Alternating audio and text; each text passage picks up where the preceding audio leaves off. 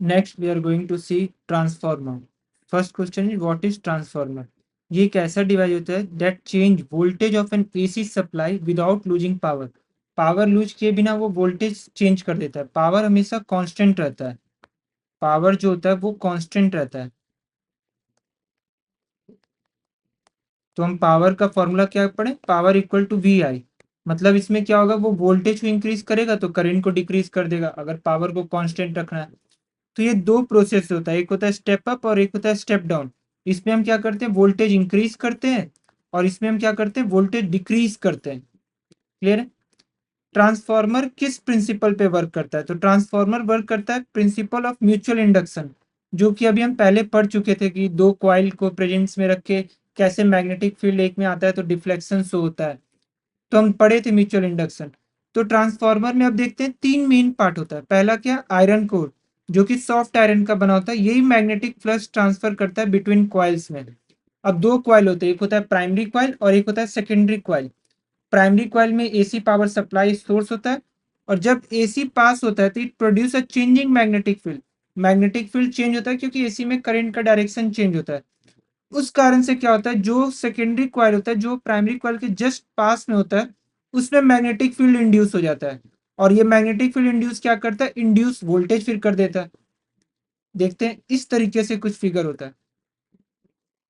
ये हमारा ट्रांसफार्मर है, ये कोर है, ये प्राइमरी कॉइल है, ये सेकेंडरी कॉइल, लैमिनेटेड कोर, क्योंकि हीट लॉस से हम बचाना चाहते हैं। हीट लॉस से बचाना चाहते हैं।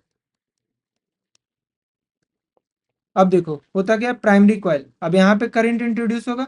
अभी दोनों सेम नंबर है, यहाँ पे ये 1 2 3 4 5 है, यहाँ पे भी 1 2 3 4 5 है। तो जो वोल्टेज प्राइमरी कॉइल का होगा वही वोल्टेज सेकेंडरी कॉइल का होगा। नंबर ऑफ टर्न्स पे डिपेंड कर रहा है। दोनों का टर्न्स बराबर है तो दोनों का जो वोल्टेज है वो बराबर ही होगा। ठीक है। लेकिन अगर क्या होता है कि अगर हम प्राइमरी कॉइल का टर्न्स जो है वो मान लो सपोज करो हाफ है और ये डबल हो जाए, ये 2 टाइम्स हो जाए प्राइमरी कॉइल के नंबर ऑफ टर्न्स है, एनपी मतलब number of turns in primary coil, ये 2 टाइम्स हो जाए तो इसका जो वोल्टेज होगा वो यहाँ पे इसका 2 टाइम्स हो जाएगा। वीएस सेकेंडरी कॉइल का जो वोल्टेज होगा 2 वीपी हो जाएगा। 2 टाइम्स हो जाता है स्टेप अप ट्रांसफार्मर में।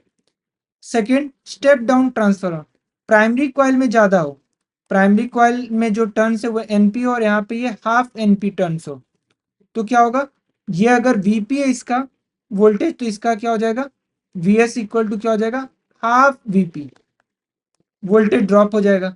इसी को हम बोलते हैं स्टेप डाउन ट्रांसफार्मर। हम इसमें पढ़ते हैं formula, VP upon VS equal to NP upon NS, ये होता है। अभी मैं इसका सिमुलेशन दिखाता हूँ। अभी देखते हैं दोनों कॉइल की तरफ बराबर है तो सेम वोल्टेज जैसा प्राइमरी वोल्टेज में आ रहा है वैसा ही आउटपुट सेकेंडरी वोल्टेज में भी आ रहा है। अब हम इसका डिक्रीज करते हैं, इसको डिक्रीज कर दिए और इसको इंक्रीज कर दिए, देख रहे हैं सेकेंडरी वोल्टेज में इंक्रीज हो गया।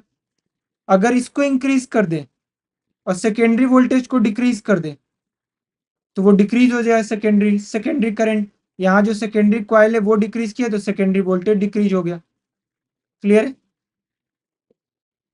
नेक्स्ट, रिमेम्बरिंग पॉइंट में ये याद रखना, ट्रांसफार्मर जो होता है सिर्फ एसी के साथ वर्क करता है, डीसी के साथ नहीं।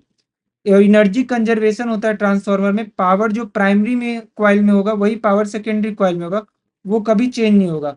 तो इसीलिए हम ये फॉर्मूला पढ़ते हैं, VP I P equal to V S I S, power same रहेगा, पावर कांस्टेंट रहेगा, power is not going to change. अब यही फेनोमेना यूज हम करते हैं ट्रांसमिटिंग इलेक्ट्रिसिटी में। कैसे हमारे घर तक इलेक्ट्रिसिटी ट्रांसफर होता है वो हम देखते हैं। सेम ट्रांसफार्मर का ही कॉन्सेप्ट इसमें यूज होता है। एक यहाँ पे स्टेप अप ट्रांसफार्मर है, ये स्टेप अप है, मैं क्लियर लिख देता हूँ स्टेप अप, और ये यहाँ पर स्टेप डाउन ट्रांसफार्मर है। यही फेनोमेना यूज होता है। अब होता क्या है, जो पहले ट्रांसमिटिंग इलेक्ट्रिसिटी क्या होता है वो देखते हैं। तो हम बोलते हैं transmission of electricity refers to carrying electrical power from power station, ये हमारा पावर स्टेशन है, power station to home school industries, और जहां कहीं भी इसको यूज होना, वेयर इट्स यूज, तो क्या होता है कि जो पावर प्लांट जनरेटर होता है वहां पे 25 किलो वोल्ट से जनरेट होता है, 25 किलो वोल्ट। अब फिर स्टेप अप ट्रांसफार्मर क्या करता है, ये इसको और हाई वैल्यू इंक्रीज कर देता है, 132 किलो वोल्ट से लेके 400 किलो वोल्ट तक इंक्रीज कर देता है। ठीक है।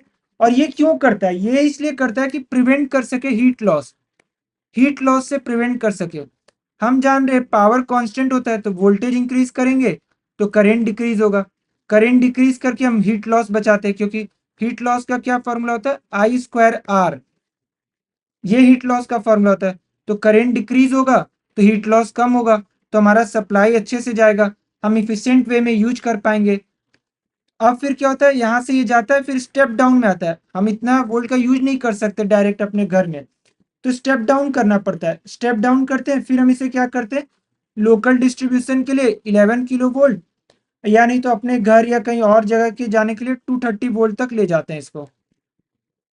क्लियर है। तो हम ये डोमेस्टिक यूज में फिर लाते हैं। इस तरीके से होता है पूरा ये ट्रांसमिशन ऑफ इलेक्ट्रिसिटी। इसमें बस हीट लॉस बचाने के लिए हम लोग क्या करते हैं, स्टेप अप लगा के वोल्टेज इंक्रीज कर देते हैं, तो करंट डिक्रीज होता है, हीट लॉस कम होता है, क्योंकि बहुत लॉन्ग रूट फॉलो होता है पावर जनरेटर से हमारे घर तक आने के लिए इलेक्ट्रिसिटी, तो हम नहीं चाहते कि इस बीच में लॉस हो।